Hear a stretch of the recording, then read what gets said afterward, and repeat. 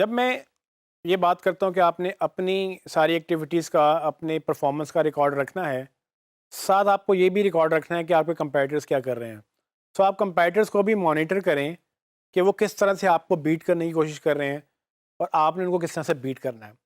सो एक चीज़ आपको याद होगी, मैं आपको दोबारा बता देता हूँ कि गूगल में सिर्फ 10 रिज़ल्ट्स आते हैं। इन 10 रिज़ल्ट्स में अगर आपने जगह लेनी है तो आपने किसी एक को नीचे पुश करना है, तो फिर खुद ऊपर आना है। अगर आप नंबर 1 पे नहीं है, तो आपको नंबर 1 पे आने के लिए नंबर 1 को नीचे करना पड़ेगा। नंबर 1 नंबर 2 पे आएगा, नंबर 2 नंबर 3 पे जाएगा, नंबर 3 नंबर 4 पे जाएगा। हो सकता है कि नंबर 5 नीचे चला जाए या वो टॉप पेज से निकल जाए। तो यही सर्वाइवल की गेम है। आप अपनी कीवर्ड की आप जो है वो रैंकिंग मेंटेन करें, या कोई और अपने कीवर्ड की रैंकिंग मेंटेन करना चाहता है, तो वो आपको बीट करेगा, आप उसको बीट करेंगे।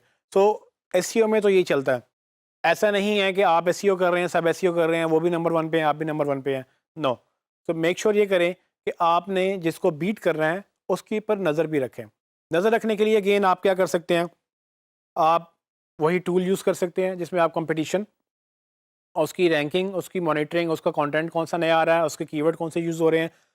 जो चीज़ आप अपनी वेबसाइट के लिए मॉनिटर करते हैं, आप वो उनकी भी मॉनिटर कर सकते हैं। आप देख सकते हैं कि वो कितने नए पेजेस क्रिएट कर रहे हैं। आप देख सकते हैं कि वो किन कीवर्ड्स के ऊपर ऑप्टिमाइज़ कर रहे हैं। जिस तरह से एसईओ क्विक के साथ मैंने आपको बताया था कि आप अपने पेज का ऑडिट करते हैं, आप उनके पेज का भी ऑडिट करेंगे कि भाई इन्होंने ये पेजेस बनाए, किस तरह से उन्होंने टाइटल बनाया, किस तरह से उन्होंने कंटेंट में डेंसिटी मेंटेन की है, किस तरह से हेडिंग्स बनाई हैं, किस तरह से लेआउट बनाया, कंटेंट कितना लंबा है, इमेजेस कैसे हैं, पेज की स्पीड क्या है। ये सब चीज़ें पब्लिक इन्फॉर्मेशन होती है, आप किसी भी वेबसाइट के ऊपर चेक कर सकते हैं। तो ना सिर्फ आप अपनी वेबसाइट के ऊपर ये चेक करेंगे, आप अपने कंपेटिटर को भी देखेंगे कि वो कौन से नए आइडियाज़ लेकर आ रहे हैं, वो कैसे आपको बीट करने की कोशिश कर रहे हैं। सो अगर आप भी थोड़ा-सा ये कंपटीशन को अगर आप अपने विजिलेंस मोड में रहेंगे, तो आपको इससे ये फ़ायदा होगा कि आप कोई चीज़ ऐसी मिस नहीं करेंगे जो शायद आपके कंपेटिटर कर रहे हों और आप ना कर रहे हों। बल्कि आपको इससे ये ज़रूर फ़ायदा होगा कि आप ये देख सकेंगे कि वो क्या कर रहे हैं और आपको एक्स्ट्रा क्या करना है जो वो नहीं कर पा रहे हैं। फॉर एग्जांपल अगर वो भी सारी ऑन पेज बड़ी अच्छी करते हैं, आप भी ऑन पेज बड़ी अच्छी करते हैं, तो आप लोग बराबर हुए गूगल की नज़र में, क्योंकि गूगल उनको भी रैंक करने की कोशिश करेगा, आपको भी रैंक करने की कोशिश करेगा। डिफरेंशिएशन कहाँ पे आएगी? वो डिफरेंशिएशन आएगी जहाँ पर बेसिकली आप वो काम करेंगे जो वो नहीं कर पा रहे हैं, और वो भी करेंगे जो वो ऑलरेडी कर रहे हैं, वो आप भी करेंगे, ताकि आप उनसे ज़्यादा करें, अच्छा करें और उनको बीट करने की कोशिश करें।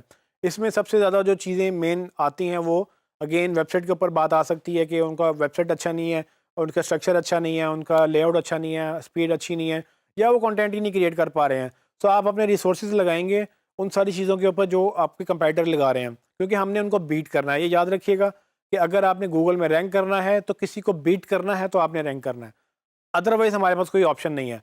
उनको बीट करने के लिए वो सब तो करना ही है जो वो कर रहे हैं, लेकिन फिर वो भी करना है जो वो नहीं कर पा रहे, या जो जिनका उनको पता भी नहीं है। तो आपको अपने से ज़्यादा उनको स्टडी करना है। उनको स्टडी करने के बाद जो आपको नॉलेज मिलेगा, जब आप 10 लोगों को टॉप 10 को स्टडी करेंगे, तो आपको ये पता चलेगा कि वो टॉप 10 क्यों हैं, वो क्यों नंबर 1 पे रैंक कर रहा है, क्यों कोई नंबर 2 पे क्यों रैंक कर रहा है, वो ऐसी क्या चीज़ें उन्होंने की, ऐसी कौन सी टेक्निक्स उन्होंने यूज़ की जिसके तहत वो नंबर 1 नंबर 2 नंबर 3 या टॉप 10 में फॉल करते हैं। तो आपने वो सब चीज़ें भी करनी है, लेकिन सिर्फ वही नहीं करनी, क्योंकि अगर आप उनको कॉपी पेस्ट करेंगे तो आप उनको कभी बीट नहीं कर सकेंगे। उनको बीट करने के लिए आपको उनसे भी अच्छा होना है, तो आप बेसिकली उनसे इंस्पिरेशन लें, देखें वो क्या करते हैं। जब आप ये देख लेंगे कि वो क्या करते हैं, आप वो भी करेंगे और फिर वो भी करेंगे जो वो नहीं कर पा रहे थे।